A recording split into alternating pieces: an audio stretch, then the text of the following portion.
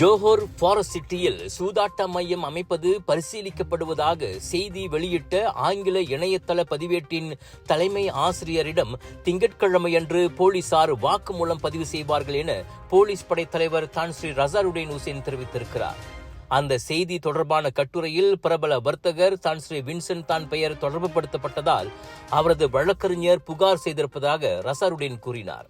சம்பந்தப்பட்ட அந்த இணையதள பதிவேட்டின் தலைமை ஆசிரியர் புக்கிட் அமான் குற்ற புலனாய்வுத்துறை பிரிவுக்கு காலை 11 மணிக்கு அழைக்கப்பட்டுள்ளார்.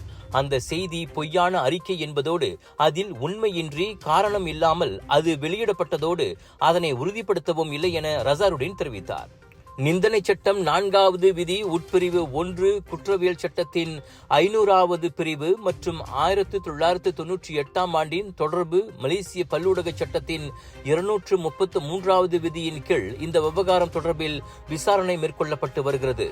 மேலும் இந்த விவகாரம் தொடர்பில் சில தனிப்பட்ட நபர்களான தான் ஸ்ரீ வின்சென்ட் தான் கந்திங் குழுமத்தின் தலைமை நிர்வாக அதிகாரி தான் ஸ்ரீ லிம் கோக்தே போன்ற வர்த்தகர்களிடமும் வாக்குமூலம் பதிவு செய்யப்படும் என ரசாருடீன் விவரித்தார்.